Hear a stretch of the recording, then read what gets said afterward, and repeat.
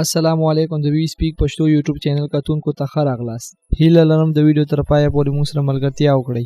په دې ویډیو کې تاسو ته هغه شپږ ډارونکي او خطرناک ځناور چې د ځمکې په سر یې زندگی کړې وي در پیژنم.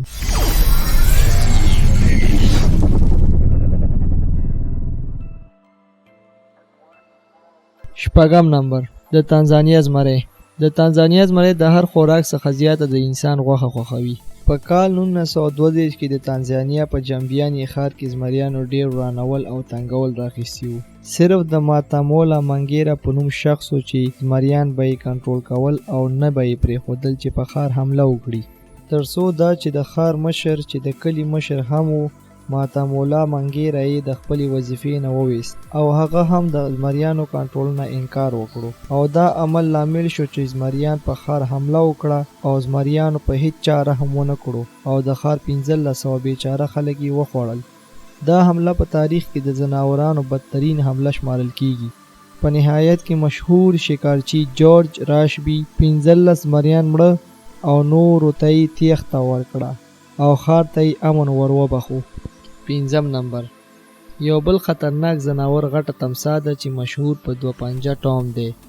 وایي چې دی به اکثر اوقات د فلوریډا او الاباما بارډر سره حملې کولې او هغې چې د خپل ښی لاس پنجې 2 ګوتې له لاسه ورکړې وي نو د هغې ځای خلکو ده ته 2 ټام ویلي او د هغې ځای خلک وایي چې هغې خپلې 2 ګوتې په اوسپنه‌یي جال کې له لاسه ورکړې وي. ټام 4.5 متره اوږدوالی لري. هغې په خپل زندگی دوران کې ډیر کورني ځناور او ډیر ښځې چې د جامو وینځلو لپاره به د اوبو څنګ له راتلې خوړلې وي. د ټام ډیرو حملو د وجې د هغه ځای خلک د دې د مړه کولو په فکر کې شول، لیکن د دې مړه کولو دپاره د خلکو تلاش بې فایدې و. حتی یو ځل یو دهقان دې غټ ځناور پسې ډاینامیک بمونه هم استعمال کړل او 15 بمونه یې په اوبو کې واچول چې له وجې یې ډیر د اوبو حیوانات مړه شول. لیکن ناڅاپه د دهقان زوی په چغو شو چې ټام یې په تښتېدلو ولیدلو. د کلونو راهیسې خلکو په دوامداره توګه د ټام د حملو خبر یو بل ته ورکولو. د دې کیسې په زړه پورې خبر دا دی چې دا ډارونکی مجرم 20 کاله پس هم نه دی ګیر شوی. 4م نمبر، د جاپان غټه وږه. آیا پوهیږئ چې د جاپان وږه د دنیا وحشي ترین او خطرناک ترین وږه ده؟ دا وږه په کال کې 40 نه زیات کسان وژني. د همدې لپاره دې ته د هونټ غټه بلا وایي. د دې وږې بې رحمانه او خطرناکه حمله په کال 1915 کې په هاکونې کې ترسره شوې وه. همغه ځای کې د همدې وږو یو وږه د کیسهګاکۍ په نوم زندگی کوله.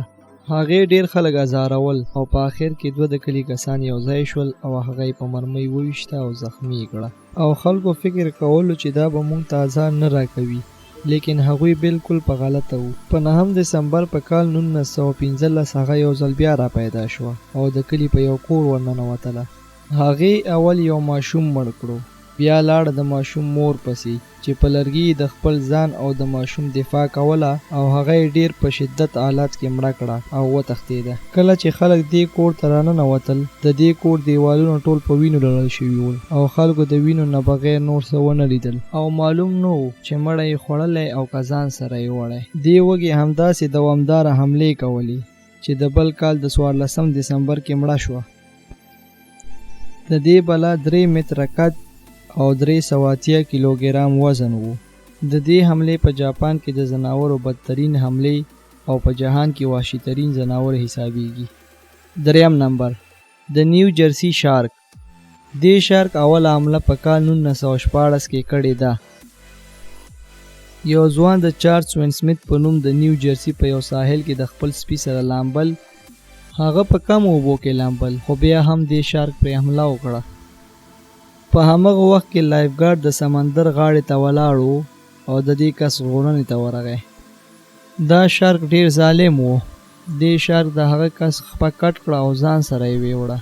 15 ورځې پس همدې شارک په یو بل سړي حمله وکړه او هغه داسې خطرناکه حمله وکړه چې ټوله کښتۍ په وینو لړل شوې وه. لایف ګارد د هغه شلیدلی بدن د ساحل غاړې ته راوویستلو خو ډیر لیټ شوی و او هغه د ډیرو وینو بهیدلو د لاسه ساه ورکړې وه. لیکن ساینسدانانو ویل چې دا به د کیلر ویل یا د ټرټل کار وي، تر څو چې یو ښځې د دې شارک مړ جسم را پیدا کړو. ساینسدانانو د هغې بدن وکتلو او د هغې معده کې د انسانانو د بدن ډېرې برخې پیدا کړي. ټول خلک په دې ورسېدل چې دا همغه د نیو جرسي قاتل دی. دوم نمبر د میسور وږه. که څه هم دا وږه په انسانانو حمله کوي لیکن خپل قرباني په ندرت سره خوري. دا وږي ټرمایټ، میوه او شهد ډېر خوښوي. لیکن دې یوې فرق کولو. دې وږي د میسور په وحشیانه حملو کې 12 کسان یې مړه کړل او 3 یې وخوړل. دې نه پس دې ته یې د میسور د وږي عنوان ورکړو. دې خپلې زندگی دوران کې په انسانانو ډېرې زیاتې حملې کړې وې. په نهایت کې د انګلیس مشهور شکارچی کینټ انډرسن دا وږه مړه کړه. اول نمبر د فرانس مونسټر. یو مهم ترین، بدنام ترین او ضرر رسونکي آدم خورو مخلوقاتو کې د فرانس مونسټر دی. د دې حملې په کال 1944 نه تر 1918 پورې د فرانسه په جوادن کلي کې ترسره شوې وې. د دې اوله حمله په جولای میاشت کال 1944 کې په یو نجلۍ ترسره شوه.